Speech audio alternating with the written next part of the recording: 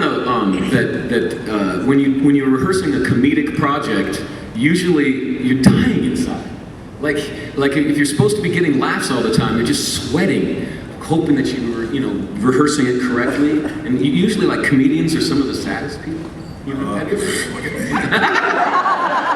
Absolutely. Seriously. But like the most fun I ever had, the lightest, most joking kind of time was a project about the Holocaust. It was the darkest.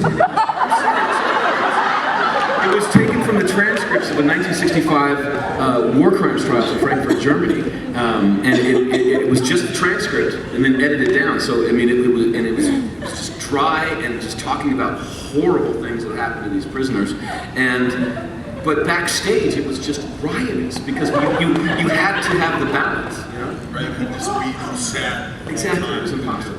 Yeah, no. Yeah. So, well, and that's because I don't know how they always, how they jump into stuff like that. How they stay in that character. I just couldn't. I like to just jump in and out of stuff. You know what I'm saying? You saw me on set, right? Totally. And I there's a lot to that because it keeps you from thinking too much. Yeah, but also with ADD, it kind of just freaks everybody out. Like the director's like, Michael, we have to get this scene. I'm like, I know. And Clark. So anyway, it's like, oh, I got this joke. I'll go back to Luther in a second.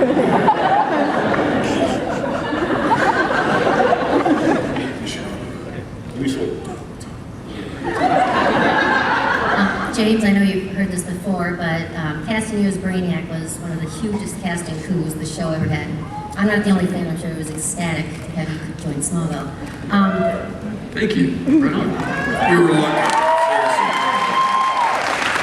Michael, my question's actually for Michael. We heard the story.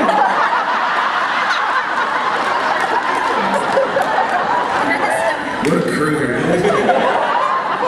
You've had your coffee, obviously. We heard the story about the practical joke Tom played on you when you were directing, just drawing all over your script. I'm just wondering, with his 3 episodes, was there retaliation? Did you play practical jokes on him, or were you playing off? I slept with his wife. Low as you can go. I'm kidding. I'm just gonna get that clip. I slept with his wife. Not the joke. None of it's funny. What was that about? I'm not on the show anymore, dude. Yeah, I mean, of course, I retaliated. I think I threw a couple of 100 water bottles in his trailer one day, just all over the floor, and just like, I would grab a hose from one of the crew guys and just start spraying down while he's sleeping, spraying his window. And he'd scream, "Cut it out!" Same as me, and he'd just go. We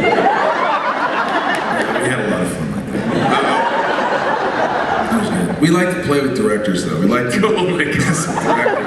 Because look, if you're doing TV, you don't want Kubrick to come in there and have like this shot list that's just endless, that, well, I'm gonna make the show different. We know what the show is. Come in, do the job. Some guys are really good, you just leave them alone. But then there's some guys who are just like, Michael, here on page 4, what do you think Lex is thinking? Look, why don't you go back to the... Over there. Let me do this. I don't know what Lex is doing. The execs don't know what he's doing. We sure stuff don't know either. It's just do another take. I'll do it differently. We'll spin on it. We'll know when we get there, brother. Yeah, some directors will come in, and because the thing is that you're right, it's a marathon. You're running a marathon, and some directors will come in and try to make you sprint, and you got to tell them, man, you're going to ruin our race. So, it's not that we're lazy, we're just running a marathon. You just want to make the days are 15, 16-hour days, and the crew is tight. You just want to make the days, make it look good. Don't try to overcomplicate things. Because then the magic, I find the magic happens when you're on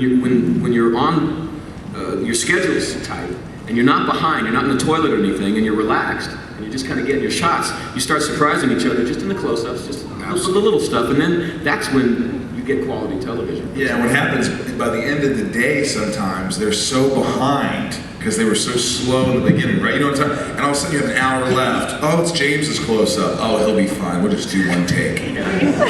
15 hours later, James is exhausted. He said those lines 500 times to meet the other actor to get him good off camera. right? And then it's your close-up, and you're just like, now you're aggravated in your head a little bit. You're like, I can't believe they're doing my close-up. I've got a minute left, and everybody wants to go to lunch or whatever the hell it is, and he's got this big soliloquy. And you know that we've been here for 11 hours and 45 minutes. We got 15 minutes, and you get one shot, and you're like, man, could I get another take? No, that was fabulous, James. That was fabulous. We must move on. I think we could use that, James. Okay, who's next? This question is for James.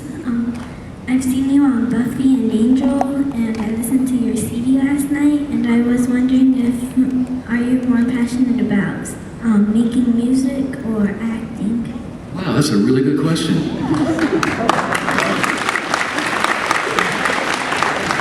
I think that me doing music is scarier for me, and I tend to like to do things that scare me.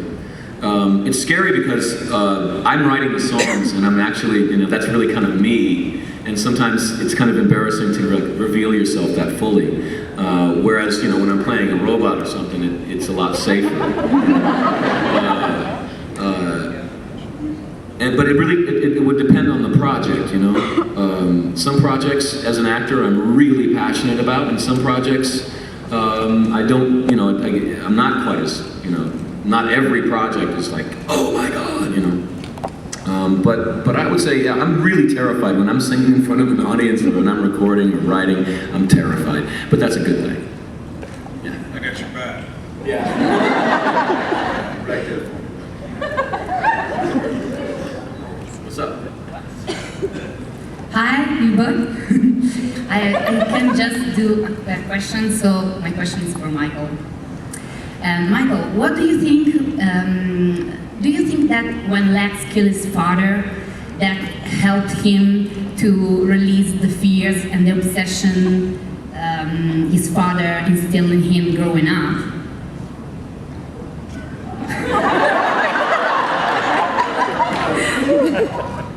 Let's see. That's kind of a good question. I think he's always been in his father's shadow. Yeah. And he's tried desperately to get his father's approval. So I think that was a moment where he just reached a point, the boiling point, where this is it, right? And he just, there was so many times you were like, kill him. I mean, first season, remember when the column fell? I remember that. I was gonna leave him there to die. Yeah. So 7 years later, how's this guy even alive? So you were satisfied?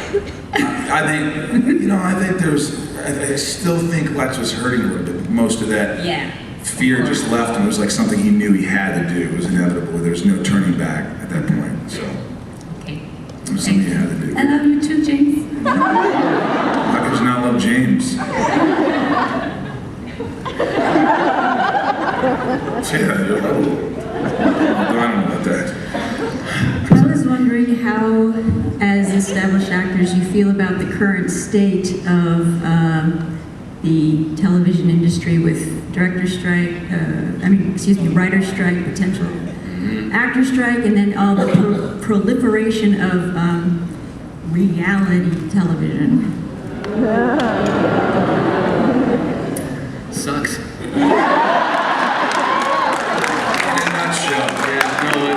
When I came down to Los Angeles, it was this wonderful golden time.